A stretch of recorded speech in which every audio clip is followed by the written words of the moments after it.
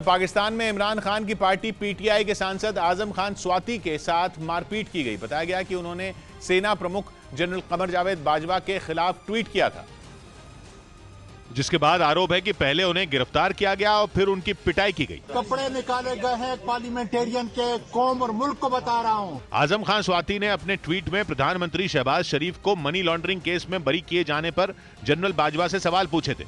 खैरसॉन में रूस के कब्जे वाले इलाकों में रहने वाले लोगों ने पुतिन से मदद की अपील की ताकि वो यूक्रेन की सेना के हमलों से उनकी जान बचा सकें, क्योंकि पश्चिमी मीडिया का दावा है कि खैरसॉन के कई इलाकों पर जेलेंस्की की फौज ने फिर से कब्जा कर लिया है, जबकि बाकी इलाकों को रूस से छीनने के लिए यूक्रेन की सेना वहां पश्चिमी देशों से मिले हथियारों से जोरदार प्रहार कर रही है। और दावा किया जा रहा है कि कई इलाकों से यूक्रेन की सेना ने रूसी फौज को खदेड़ दिया है। पश्चिमी मीडिया का यह तक कहना है कि खैरसॉन पुतिन के हाथ से फिसलता जा रहा है और आने वाले कुछ दिनों में वहां यूक्रेन का कब्जा हो जाएगा। ये दावा इसलिए किया गया है क्योंकि जहां रूस का कंट्रोल है वहां यूक्रेन मिसाइलों की बारिश कर रहा है, जिससे पूरा इलाका तबाह हो चुका है और इसी वजह से उन इलाकों से निकलने के लिए वहां रहने वाले लोगों ने पुतिन से मदद की गुहार लगाई है। और अगर पश्चिमी मीडिया के इस दावे में जरा भी सच्चाई है तो यह पुतिन के लिए बड़ा झटका है, क्योंकि 30 सितंबर को ही पुतिन ने खैरसॉन समेत जापोरिजिया, डोनेस्क और लुहांस्क को रूस में मिलाने का ऐलान किया था।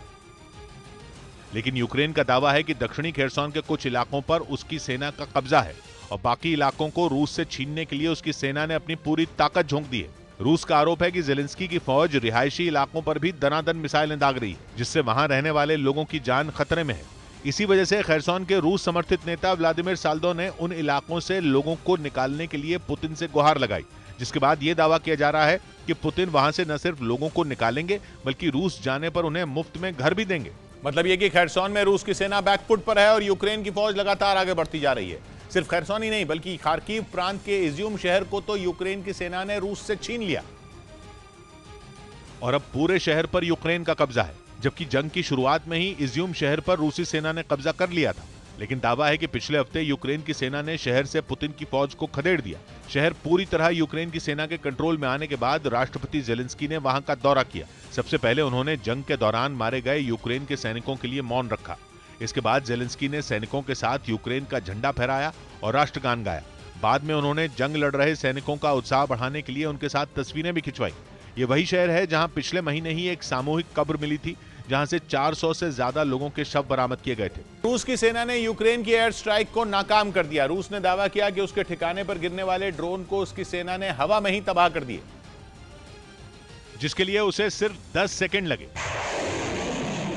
रूस की तरफ से इस हमले का वीडियो भी जारी किया गया। वीडियो में रूस के जवान दुश्मन पर धावा बोलने के लिए एयर डिफेंस मिसाइल सिस्टम को जंगल के रास्ते उसी मैदान में ले गए जहां से उन्हें दुश्मन पर हमला बोलना था। तैयारी पूरी होने के बाद रूस की फौज ने आसमान में उड़ रहे ड्रोन पर ताबड़तोड़ रॉकेटों की बारिश शुरू कर दी,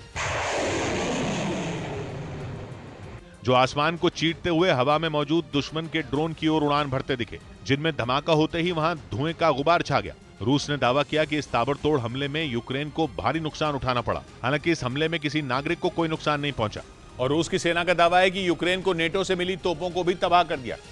बताया गया कि ये तोपें रूस को काफी नुकसान पहुंचा रही थी, इसलिए रूस ने नेटो से मिली तोपों को चुन चुन कर ध्वस्त करने का प्लान तैयार किया, जिसका उसने एक वीडियो जारी किया। उसमें एक टैंक आगे की तरफ बढ़ता नजर आया, लेकिन अचानक टैंक पर हमला हुआ, जिससे धमाके के साथ वो फट गया।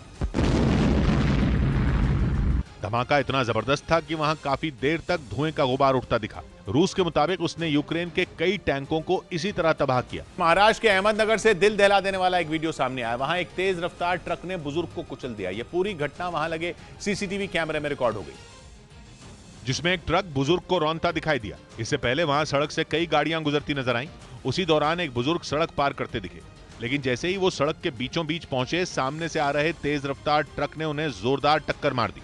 टक्कर मारने के बाद भी ट्रक नहीं रुका और बुजुर्ग उसके साथ कुछ दूर तक घिसटते रहे। इस हादसे के बाद उनकी इलाज के दौरान अस्पताल में मौत हो गई। इस घटना के बाद ट्रक ड्राइवर मौके से फरार हो गया। घटना की जानकारी मिलने के बाद पुलिस ने केस दर्ज कर लिया और ड्राइवर की तलाश में जुट गई।